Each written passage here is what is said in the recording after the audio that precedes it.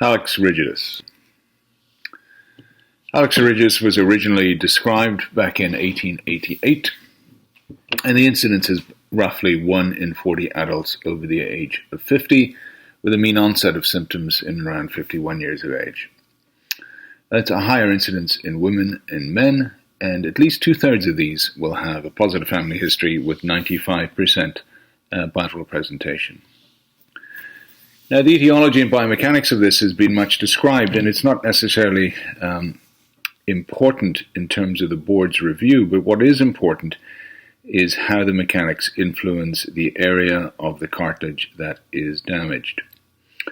So it's a gingalo-arthrodral type joint, which means that it has a ball and socket type configuration, and the initial motion is hinge motion followed by a sliding motion, and the mean dorsoplantar range of motion is over 110 degrees and over 75 degrees in dorsiflexion, and we certainly need at least 60 degrees to run effectively.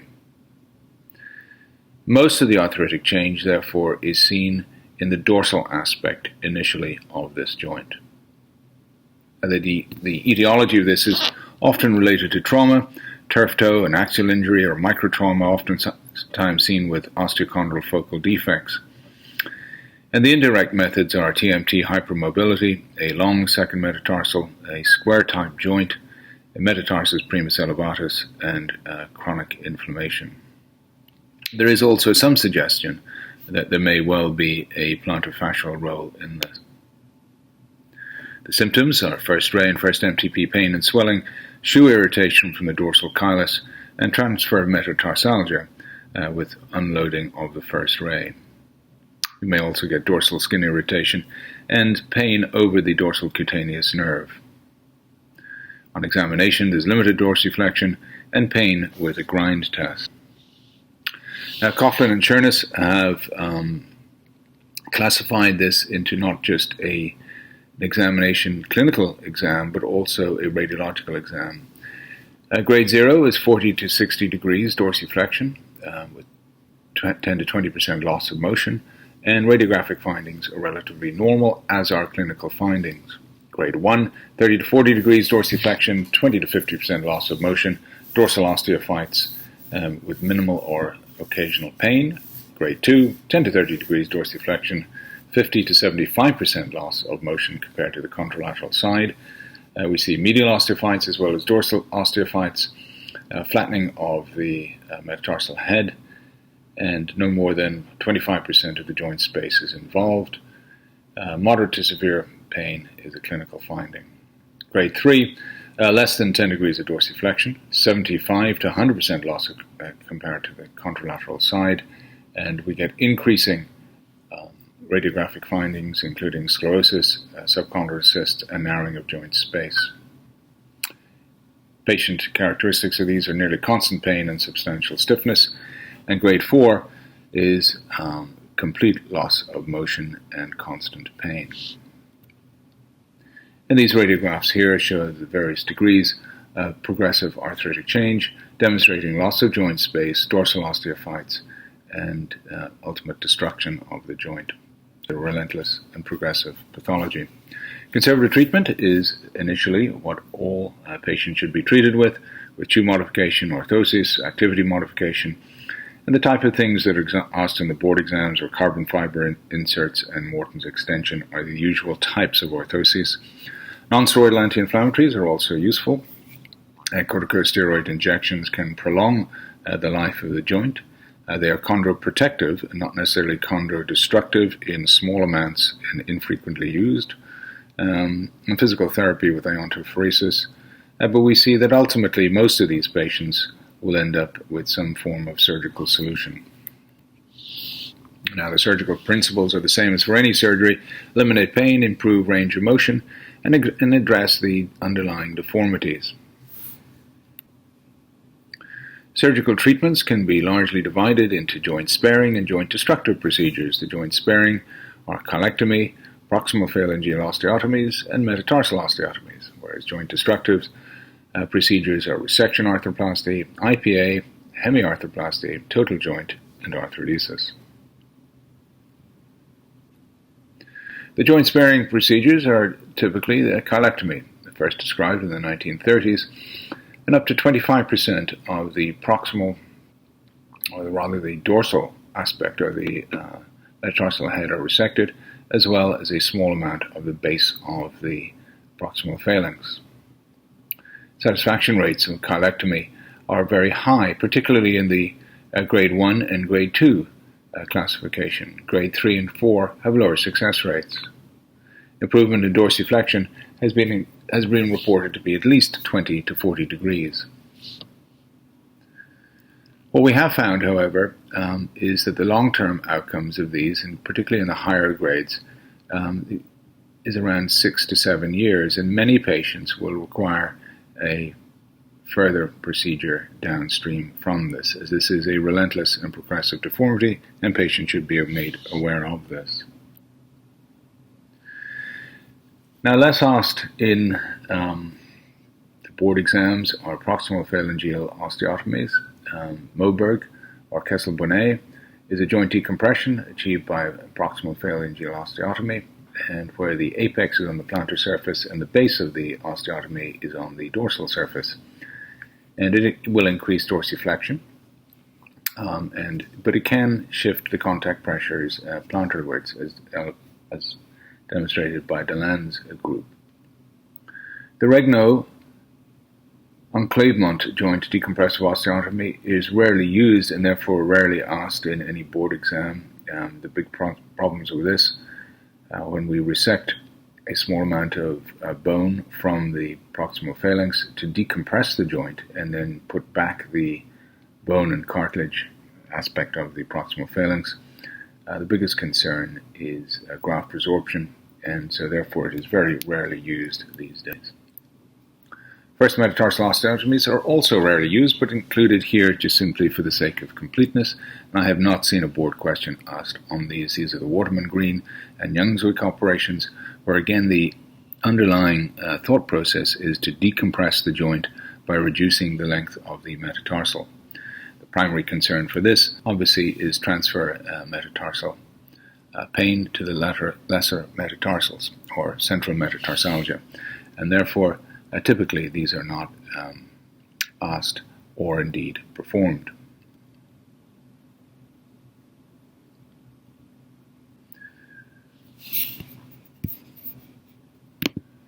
Joint destructive procedures include a resection arthroplasty.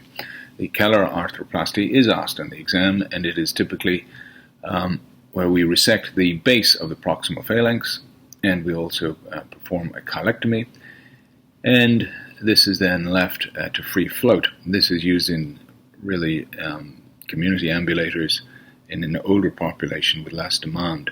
The reason for this is that there is no motor function of any substance left to the proximal phalanx, and they often are afflicted with a cock-up deformity and transfer metatarsalgia. So for these, therefore, are really reserved for the limited ambulation in elderly patients and rarely used in a younger population.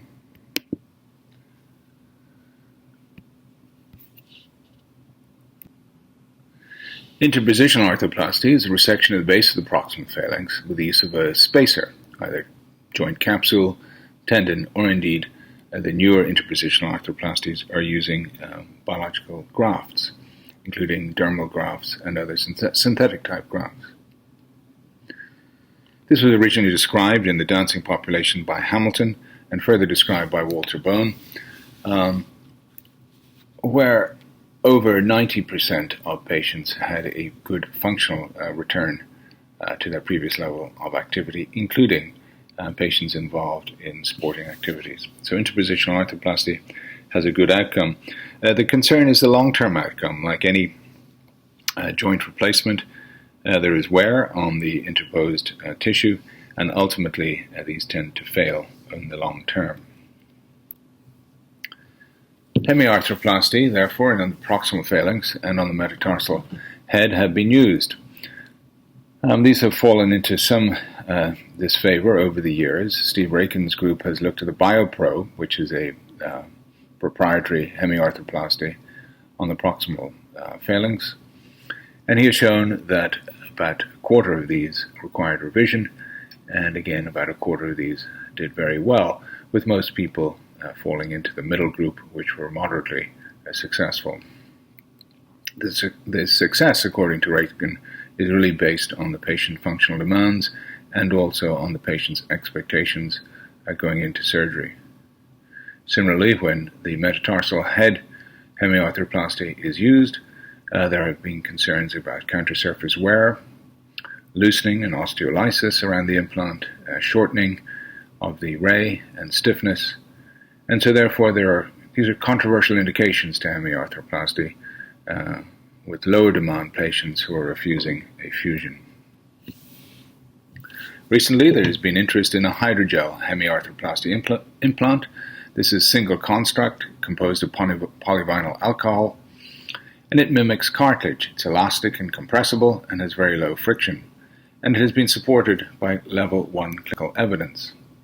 This is the surgical procedure, and it's really just creating a spacer within the joint so that the articulation is between the Cartiva implant and the proximal phalanx articulating surface. Level 1 clinical evidence from Canada and the UK was initially very encouraging, and so therefore this prompted widespread use in the United States. However, at this point, there is some concern over the continued use of Cartiva, as it has similar concerns that the original silastic implants have, providing inflammation and loosening and poorer long-term outcomes than initially anticipated. Total joint arthroplasty is included in this talk simply for completeness. It is very rarely used, and because of the complications, simply are in excess of any potential benefit. And therefore I have not seen it in any board's question, nor indeed would I advocate it in most patients.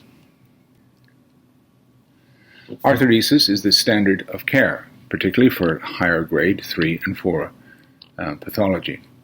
Satisfaction rates of an arthrodesis are high, with up to 80 to 100% of patients satisfied with this procedure, depending on their level of activity and their expectations.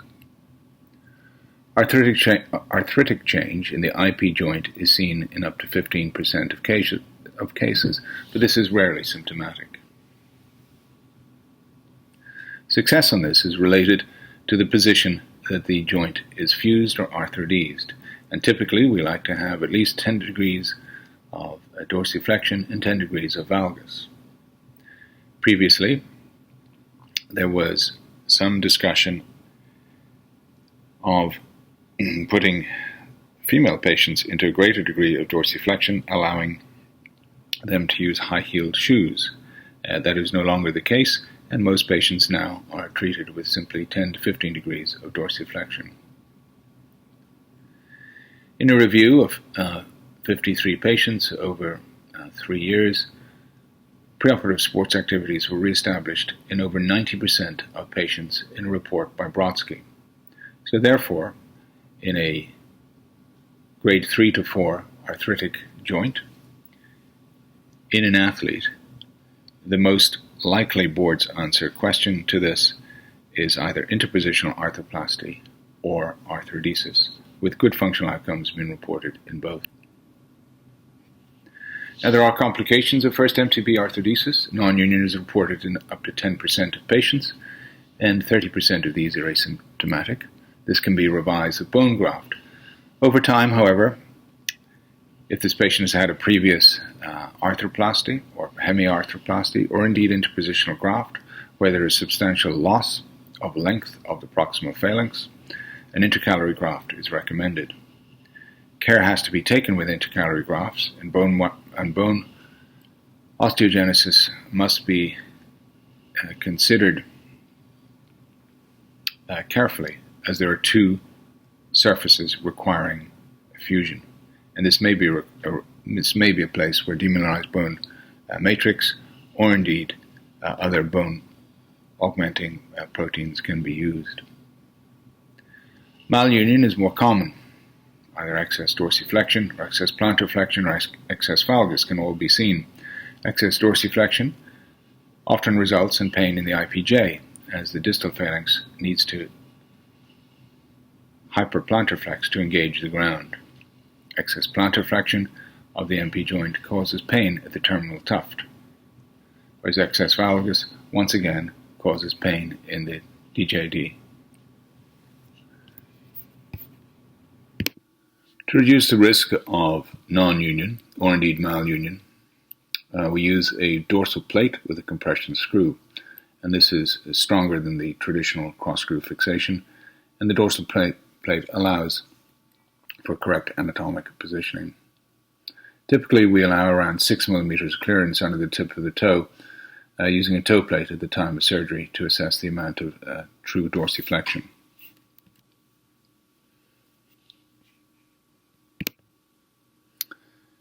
Here are some of the sample questions that were taken from the recent board's review. 32-year-old runner presents with persistent left great toe pain, has been ongoing for 6 months.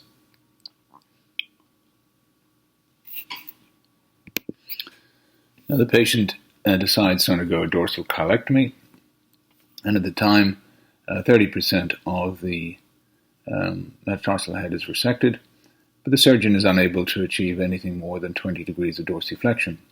How then would you improve the degree of dorsiflexion? What is the best next step? Wound closure and weight bearing is tolerated, FDL to EDL transfer, Moberg, Keller, or an arthrodesis? And the answer is a Moberg. An 80-year-old female presents with a painful first MTP joint. She's a minimal ambulator and has failed conservative therapy. In this case, they're asking what is the most appropriate surgical treatment that will allow for early rehab. A double stem silicone implant, a Moberg with the proximal phalanx, a Keller's procedure, a colectomy, or a fusion. And the answer to this is a resection arthroplasty. Again, in a limited ambulator in an older patient, this will allow the earliest range of motion to restore function. A 70-year-old